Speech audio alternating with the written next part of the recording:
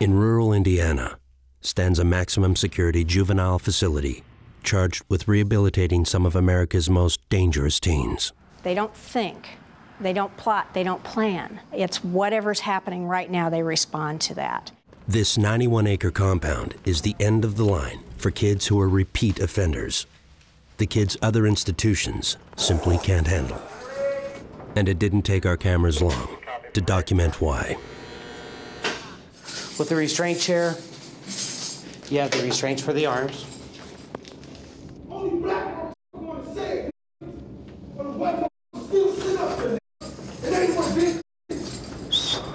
You need to stop. Okay. We're having a hard time getting somebody to come into SEG right now. Stop. Fool down here. Calm down. Calm down. Stop kicking my door. Stop. Stop. Stop. Stop. Stop.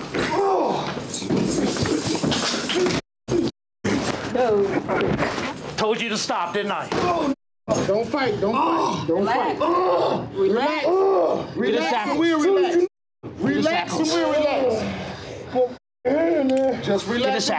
Put the shackles on. You don't have to bend my hand like that, dog. I swear to God. I'm not going. I don't know where he was coming from. He got sent here for a criminal act and intimidation on officers and staff. Relax. I'm relaxed. It's a little scary because you don't know who or what might get hurt. We had an offender that went to a hearing, for his counselor and everything else to get his level. He didn't get his level that he wanted, so this is the reaction that he does get. I'm not. I refuse. Oh, my damn mama, I refuse. What happened was he's combative and he started kicking on the door, resisting, and becoming aggressive. He was administrative OC. It's a pepper spray. It stopped him instantly. It's a 30 to 40 second burn for him.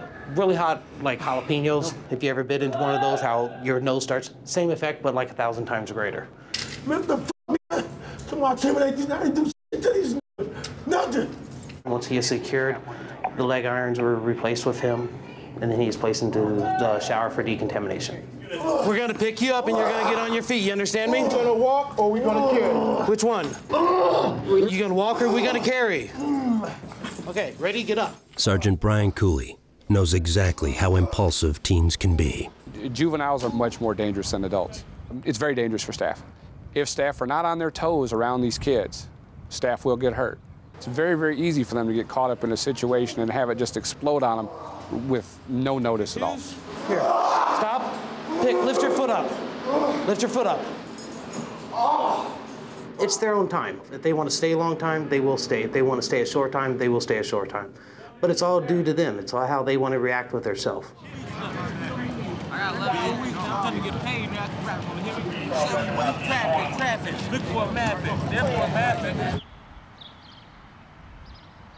As a juvenile, you're committed for a treatment program of rehabilitation, and there is no time attached to most juvenile sentences. When they come in, there's an intake orientation level. For kids as young as 12 years old, time at Pendleton begins here at the intake unit. Everybody that comes to the facility comes through here first. You see some that's real timid and scared. Then you see some that's kind of brash and cocky. So there's a variety of attitudes or personalities that come through here. You're usually in intake maybe a week or two until they reclass you and you find a unit and a program for you to go to. Moyer, come with me this way. Just go ahead and strip down for me. Take everything off. Turn around. What is that? A Brem? Is that a gang-related star, man? Yes, sir. Huh? Yes, sir. What gang is it? GD, sir. Oh.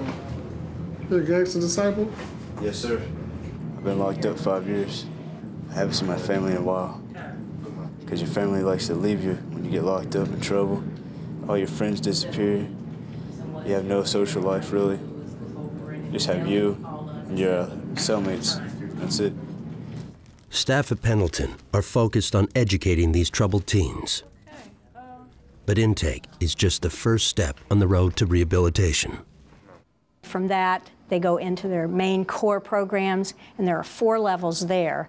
Once they've completed those 4 levels, they go into transition, and after that, they go into the release, which is the final level. It's not like a boys' camp. It is like a prison. It's a hard-core, hard-locked facility.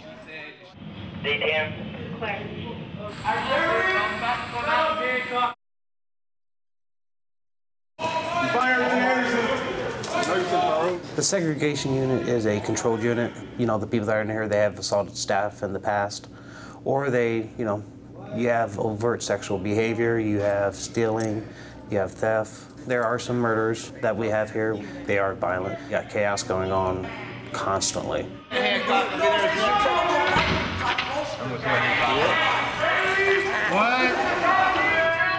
This inmate's rage in general population brought him time in segregation. I got in a fight and gave somebody 15 stitches in his eye. Mom, I got an anger problem, and I don't really think before I act, and that was the main problem. Insane, key 22, key 9. Every anarchy of prison that you can think of with adults, we have the same subsystems here. With as many as 48 violent teens kept in a confined area of the facility, the segregation unit has a society all its own.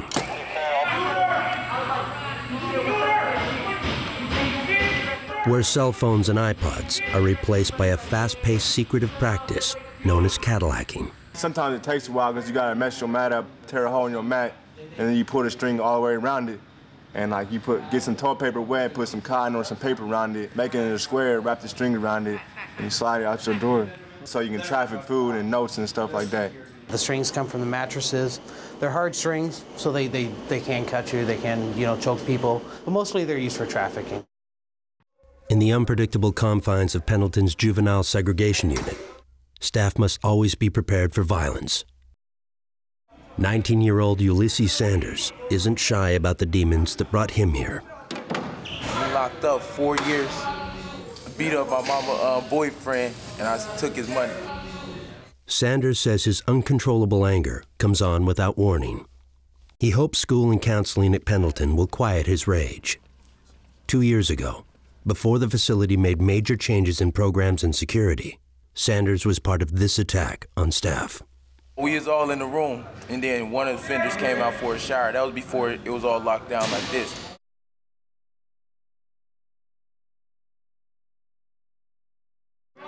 He ran over here and grabbed the keys from the officer.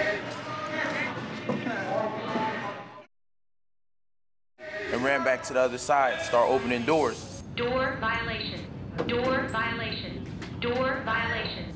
That's when it all went out of control. Door violation, door violation. He came out the room, started throwing buckets, and some people had mop sticks, swinging mop sticks at staff, batter officers, damage stuff.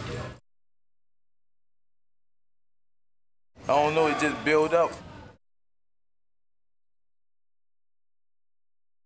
When it's happening, you don't really think about it. No, I don't regret it. I just accept it and move on. Don't let the word juvenile fool you. Most of these offenders have committed adult crimes. You're going to have some offenders that you'd actually like to have that nice streak about them, but the thing that you got to remember is that they're put here for a reason. You don't gotta touch it. It changes on a day-to-day basis with them too. You'll have good behavior from them from a month, 2 months. Something happens to them, and then that behavior it's shot and done, and they'll be one of the worst persons that you've ever had, and that could be any given day. What other kind of risk factors you can have once you get out? With school and counseling mandatory, Superintendent Mike Dempsey also hopes to give juvenile offenders an option other than crime once they're released. We've been working on a program called the Future Soldier Program. And essentially what it would do is it would identify offenders in our population who would qualify to be a future soldier. The idea is to be able to release them directly from the facility into military service without there being any delay, without there being any community transition delay in place. Patience is key for staff in order to turn troubled kids around. We had, for example, a couple offenders, a while back, they act like they was committing suicide and everything else, and we went in on them, and they're really not committing suicide, they're trying to hurt staff. And you don't want to see it, but it does happen. The individuals who choose to work here and who stay, who stick it out through the difficult times of working with these adolescents, are people that I say, if they can do this job, they can do any job. Because this job will challenge everything about you.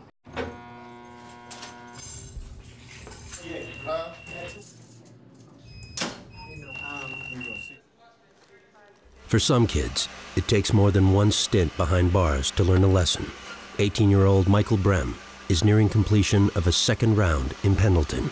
I was here the first time for 9.5 months. I came back here the second time for the exact same thing. Minor consumption, public intox, have an alcohol problem, and over-the-counter cough medicine problem. Done a lot of that stuff. Inside Pendleton, military-like structure keeps Brem on the straight and narrow. All offenders must attend school daily.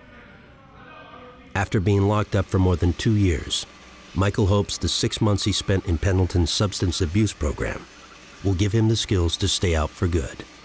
My groups have helped me quite a bit. The substance abuse groups, they helped me, think of things that could keep my time occupied, reasons why I should stay sober. And I'm 18 years old now. Time for me to be an adult, to grow up. I'm done doing all my old things. Even though Michael has completed his program, he still has to convince Pendleton's Administrative Review Committee he's ready for life on the outside. The Administrative Review Committee is a process that all the juvenile offenders have to go through. It's like parole board for juveniles. And so it's a high-stakes process where the juvenile offender has to convince the board that they are ready to go back into society. Okay, you guys ready? Tired. How are you, Kyle? Pretty good. The decision of the ARC is probably one of the most important decisions that we make here. We're actually sending this offender back out into your community. And so we take this very, very seriously. This is the Administrative Review Committee. We'll introduce ourselves to you. Some of the juvenile offenders go home and some of them don't. We just never know.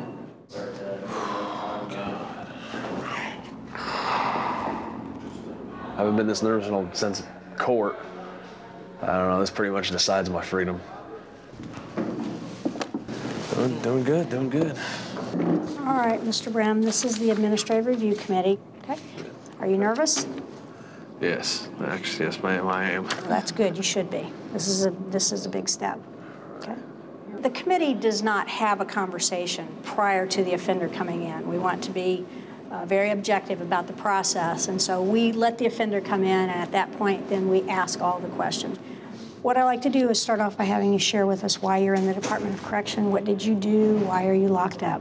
I'm here for minor consumption, public intoxication, and receiving stolen property.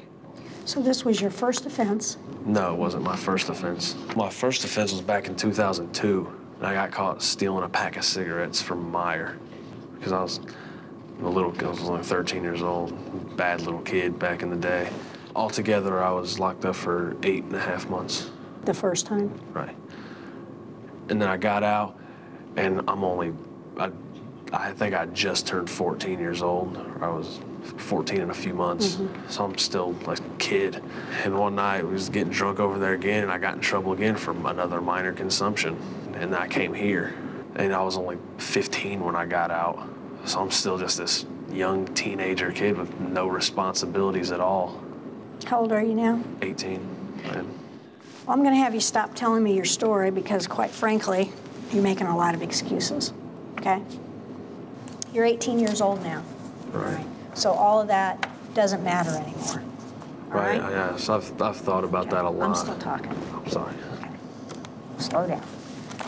It doesn't matter anymore. So now I need for you to tell me what you have learned and how you're going to use what you've learned without any excuses.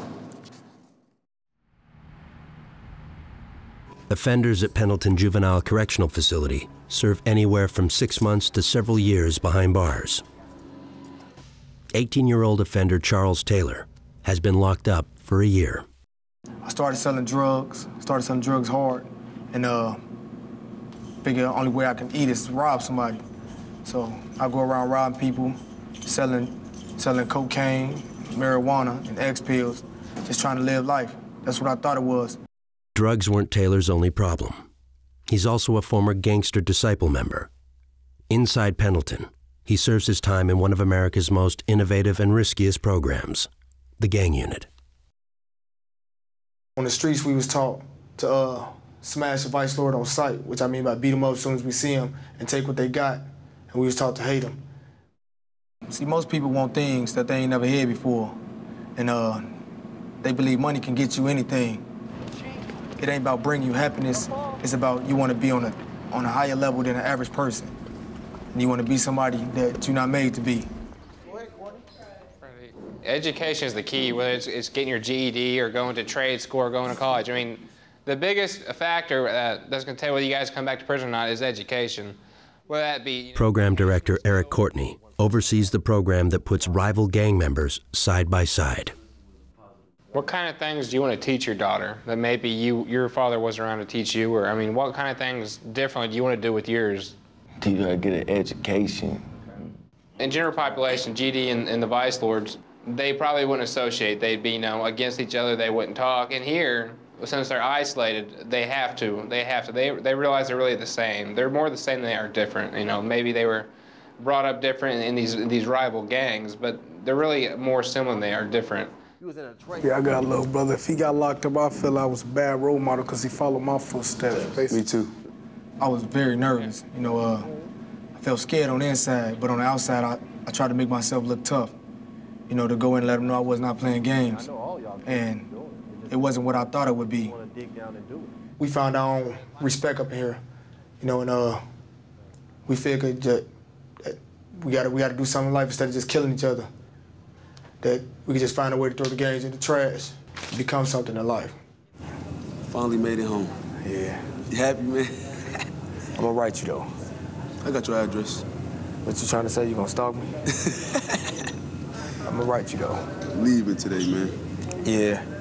After 12 months behind bars and hundreds of hours of counseling, today, Taylor is scheduled for release. This is my room, where my old cell. I call it my 8x6. Just let you know it's got 175 bricks up in here. So all you can do is count them. And I just look out the window, my little old window, just think about the future. And it's been a while, you know what I mean? I get to leave the gates, no shackles, no handcuffs. I go home, you know, and see all my relatives. In the year that Charles has been locked up, he has not seen his mother.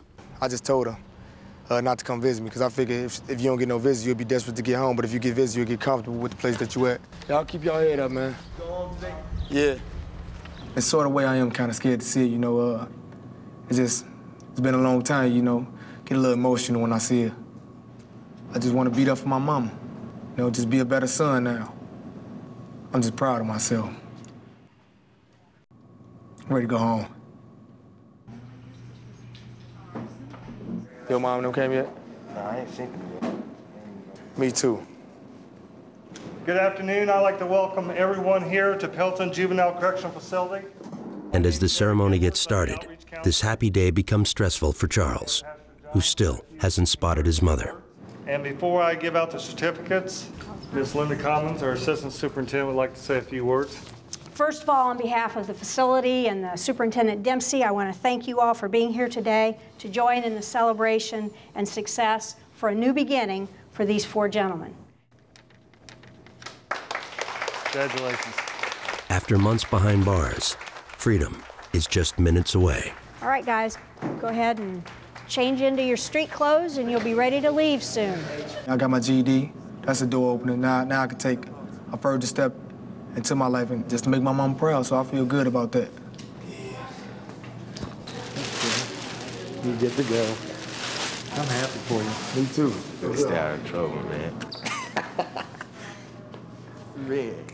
Charles' first test of how he handles pressure comes a little sooner than he might have wanted. His mother called around 11, and she lives 3 hours from here, so we thought that was strange, that a person would wait until an hour before you're supposed to be here to call to say, my car broke down, I can't come. So we encouraged her to find another ride, try to get up here. Yeah, I talked to her on Friday, but I don't know what's going on right now. She should be down any minute now. Be patient. I know. Keep it together. If she can't get here today, he'll go back into his unit and just go back to being one of the juvenile offenders until his family gets here. Try to get a hold of his parent, find out what she is going to do, what her plans are, and then communicate that back to either me or the superintendent so we can make a plan. All right? Okay. How do you feel about that? I'm cool with it. Okay. She'll be here, don't you think, today? All right. Okay. Let's make this thing happen then. Okay. I'll get your clothes, and we'll have you change. Sometimes it can be a couple of days before they can get a ride. This is right here. Okay. I had a feeling that something like this was gonna happen. Indiana's Pendleton Juvenile Correctional Facility is the end of the line in the juvenile system for kids who have committed serious offenses. Stop! No. Told you to stop, didn't I? Don't fight, don't fight, don't Relax. fight. Relax. Relax. Relax. Extreme anger issues haunt most juvenile offenders who wind up at this maximum security facility. We're gonna pick you up and you're gonna get on your feet. You understand me? We gonna walk or we gonna carry? Which one? Are you gonna walk or are we gonna carry? Huh? Answer me. You gonna walk or we gonna carry? Answer me. I'm gonna walk, man. Okay, now calm down.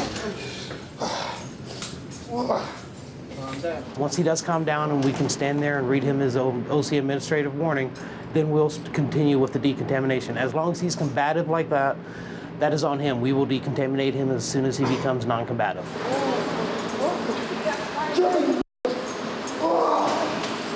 Officer Linda Frisbee monitors the situation from inside the control room. I found out through working with them and on the units, if you show no fear, they don't bother you. They will intimidate officers that are not strong. As guards wait for the teen to comply and take a shower, Officer Russell Anderson explains the effects of the pepper spray. It opens up the nasal passages, creates a lot of watering in the eyes, a lot of mucus forming in the nose, can't breathe, shortness of breath, because it just fills up with everything.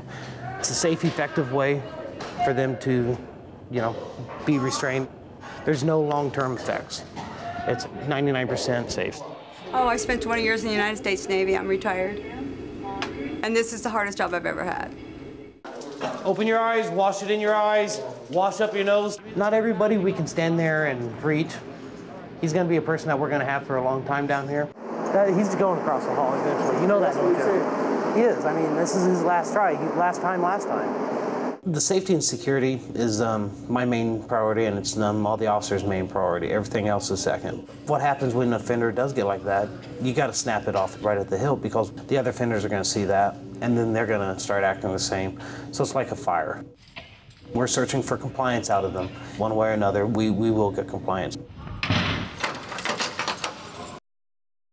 Understanding the mood swings of juvenile offenders is one of the challenges for staff. Just an hour after this intense scene, the calm teen talks freely with guards.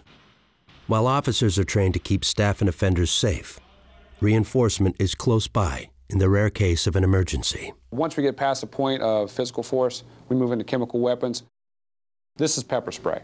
We've got the stream, which is used on individuals, and then we've got the fogger, which we have to fog spaces like seg cells or things like that. The next weapon system we have is a pepper ball gun. It actually fires a 67 caliber pepper ball. We can use this to shoot off the walls and fog an area if we can't get directly to an offender or if they're out of the range of the spray. This is very, very similar to the tear gas that you see police use, where if there's a large area that they need to affect to move people back or control their movement, this is what we're going to employ. And finally, this is actually a riot control weapon. It fires a 37 millimeter wooden baton round. The round's fired at the floor and it's skipped into the offender's legs. It is designed to discourage offenders from doing what they're doing and to get them to move back. Unfortunately for staff, they're not the only ones armed.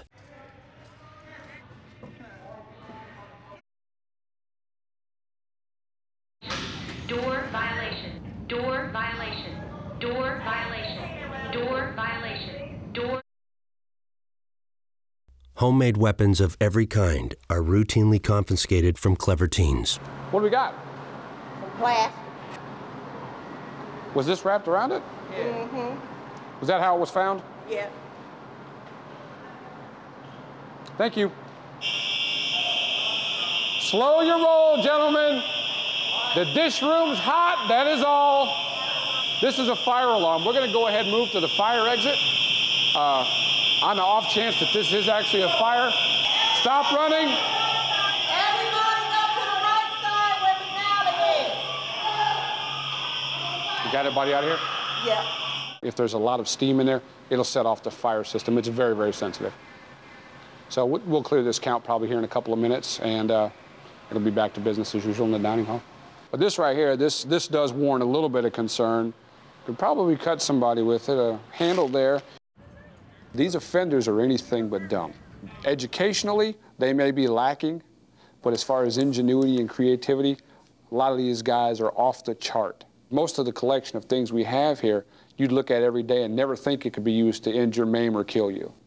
A knife made from a clipboard, a puncture weapon made from the earpiece of a pair of eyeglasses, a blade made from the metal hanger of a file folder, a slashing weapon fashioned from a toothbrush and a razor blade, even a homemade tattoo gun made from ordinary items found in the facility. It's very difficult to stay one step ahead of the inmates. They are creative.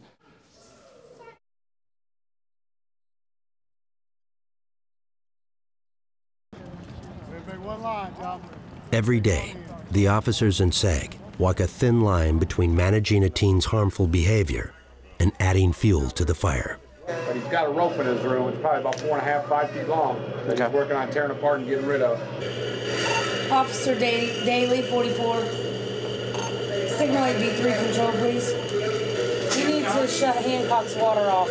He's making a rope with his orange stuff and he's flushing it down the toilet. He said he was trying to stuff up his toilet, so that's why he turned his water off. Well, the first thing you got to keep in mind is they are in prison, and they're not in, you know, for jaywalking or anything. They are violent. So we do have some dangerous kids. But in all, they're still teenagers, and you got to understand that they are teenagers. Can you please turn my water back on? Why are you trying to stop up the commode? He'll have it off for the rest of the day, probably on a 24 to 48 hour restriction. I'm not going to stand there and go into his room and rip it out, because then he'll start cutting on himself, scratching his face, tearing up his lights, tearing everything else up. This is just a reoccurring thing. So if he's getting rid of it, that's fine, because he'll go out for a wreck tomorrow or today. As soon as he does, I'll just strip everything out of his room.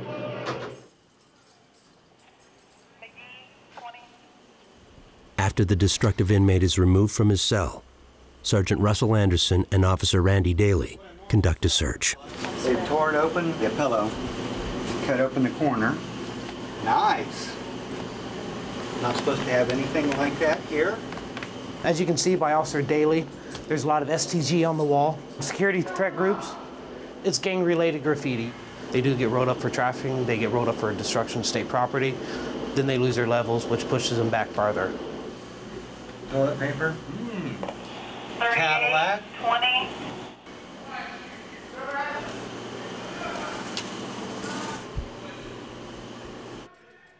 They're impulsive. They think about right here and now. I'll give you a second chance. Don't flood the toilet. After serving 6 months at the Pendleton Juvenile Correctional Facility on drug charges, release day has finally arrived for 18-year-old Charles Taylor. All he needs is his mother's signature, and he will be free. If she can't get here today, he'll go back into his unit. He'll have to. Sometimes it can be a couple of days before they can get a ride. This is right here. Okay. I had a feeling something like this was gonna happen. Unfortunately for him, though, she missed his graduation ceremony, and Charles is now back in his prison uniform. This is one of the more frustrating aspects of working in a juvenile facility. Obviously, he's done everything that he needed to do in order to be released from the program. I'm sure his heart's been ripped out that, you know, in his mind, the parents didn't even care enough to come and make sure that he got picked up today. So I'm frustrated. I'm sure he's really frustrated as well. Now Charles is unsure where his mother is and when she'll show up to get him. Taylor's parents are not here. Johnson's parents are. Hopefully they didn't get lost. Hopefully not. We got a little confused as to which parent was almost here. We have 2 offenders that are scheduled for release today. Both sets of parents are on their way here, however, they haven't arrived yet. We thought offender Taylor's mother was almost here, and it wound up being offender Johnson's mother who's almost here. She'll be here, you know what I mean? I'm not gonna rush her through it. You know, as long as she get down here to get me, I'll be fine with that situation. Let's try her again. She must have turned off. It went straight to voicemail. As long as she get down here, though. Should be here. The captain isn't the only one sweating. Staff throughout the facility are nervous about what comes next for Charles. Charles is obviously frustrated. He was worried about this before. I think he's had some issues with mother coming through and not always being there. So he's upset, he's worried. It's obviously frustrating. We built this kid up to, do this so you can get home, follow the rules, work this program, make some changes so you can go home. And they've done the work. They followed the rules, they've worked the program. They've done everything they had to do, and then mother doesn't come through. It's no fault of their own. I'm in the captain's office. It's somewhere where most people don't go. Feel privileged, chilling with the El Capitan, the head Gotino, the head honcho, the head of all heads. That's enough. You're going home. We already signed the papers. On the way home. Some students, when they come to me, school is either a good place or a bad place, and they're either don't care and don't want to care, or they're working towards getting out of here as quickly as possible. And Charles is one of those students who came to me ready to do what he needed to do to get out of this facility. And I think he has leadership potential. I hope, I pray that he does well, because he really could. He could do wonderful things. While Charles Taylor makes the best of a wait that is already stretched to more than 5 hours, 18-year-old Michael Brem continues his grueling interview with the committee that will decide his fate. I haven't been this nervous since court. I don't know, this pretty much decides my freedom. Program Director Chris Blessinger cuts to the core of Michael's problems. You and I have had conversations before, and one of those conversations has been about the seriousness, about the extensive history that you have using substances. Right. And if you look back on a lot of your charges, a lot of those charges were when you were high or when you were drunk. So what is going to be different this time when you get out? I have a lot more access to things when I get out, like groups. I'm gonna go to AA and NA meetings. I'm really gonna try my hardest. Like I said, I'm an adult now. I really have to change, and if I continue this, then I'm gonna be dead, or I'm gonna be in a wheelchair. And that scares me, it really does, because I know the temptation is gonna be out there in my face. Does anybody in your family drink or smoke or use drugs? Anybody in your extended family? My mom, she quit drinking. She quit drinking for me, because I asked her to. I was like, Mom, when I go home, I know you like to have your cocktails every now and then, but you're gonna have to do me a favor and stop that. She told me she respects that and she'll do it for me. You're exactly right, because if you're around it, you're gonna be tempted. Okay, Michael, I'm going to have you go over in that room and wait for a second while we have a discussion, and then we'll have you come back out. Okay, thank you. What's going on? Everything sounded good. I answered every question straightforward, best I could. Told them what my plans are when I get out. And the captain said I've done a good program. Miss Blessinger agreed. And they said that they're proud of me, that I got my GED on my own free will. Hope everything goes well. I think he's a party animal. What do you think? Oh, definitely, definitely. Back in the captain's office, Charles Taylor's wait for his mother enters its 6th hour. Okay, well, I'll see if I can't get a hold of his mom again and see how far out she is, or if she's hung in traffic. Okay, bye. Let's try her again. I feel my mama getting close. Feel it in my heart. The best part of the body. The heart. Just kicked over to her voicemail again. Try the 736 number, and my sister, she's an asset. You should Tell her, call the phone, call my mother's phone, and see where they located, and she could call you back. What's your sister's name? Sherelle. I'm very eager to see her. It's been a long time. She been there for me through thick and thin. So it's always gonna be that way. I mean, I done been through more stressful obstacles, you know what I mean? So I feel like I can overcome this one more with ease. He's done what he needs to do. He has nothing left to prove. She has guaranteed me she'd be here, so hopefully, if she won't be here, I'll drive him home myself. No pickup. Let's go. The best way that I can describe this place to someone that's never been here is to just imagine being locked in a room with 23 people that do not like you. It's the best way I can describe this place. It's been nearly an hour since Michael Brem took his best shot at convincing the Administrative Review Committee he should be released from Pendleton. This decision makes a difference to the community. It's not just ours. So we do second guess ourselves at times and have a heart for the offender, but we can't let that be the deciding factor. It can't be. At the ripe age of 18, Brem has spent a total of 2 years behind bars. Hopefully people don't come here. This is one place they don't want to go. Okay, Michael, do you have any questions for us? It's very stressful. Hopefully if I get accepted, I'll only have 2 weeks left. I'm actually looking at a piece of paper from Hendricks County, and I used the same word that the judge wrote on here. The judge wrote on here, no excuses. Okay? See that? So I think something that you need to start thinking about is all these things that you've done while you were young, you didn't get enough treatment, or you were hanging out with the wrong people, or whatever. You're 18 years old now, all right? So all of that doesn't matter anymore. For us as the Administrative Review Committee, we have the opportunity then to sit back and look at everything that's happened over the course of months or years that the offender's been here, and from that, make the right decision. Are we always right? No. If there are no further questions, we'll take a vote of the Administrative Review Committee on the recommendation that Michael be promoted to the release phase. I support. I agree. I agree. Okay. Congratulations, you have your promotion. Thank you. You have no idea how much this means to me. I feel like 1,000 pounds has been lifted off of my shoulders. I feel really good. I mean, I haven't had this good of a feeling in like 7 months. In 2 weeks, Michael Brem will be allowed to leave, but not even that is a guarantee of freedom. For most of the day, Charles Taylor has been waiting for his mother to arrive and sign the papers that will free him. Despite several false alarms, Charles has not lost hope. I got a feeling she's probably someone like Kokomo. She'll be here down there soon.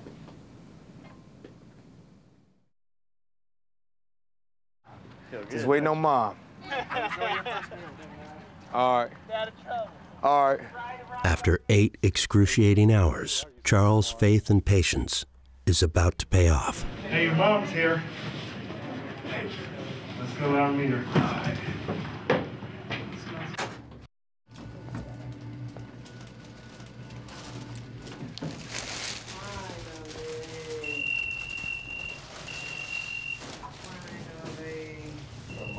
Hey, baby.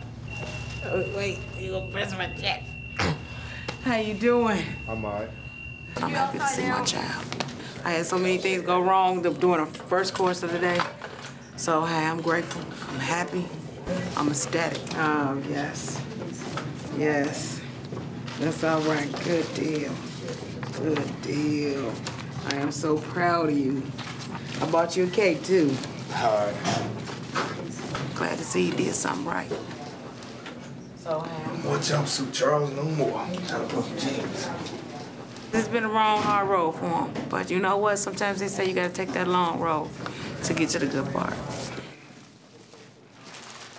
Freedom, huh, baby? Yeah. Gonna keep it this time?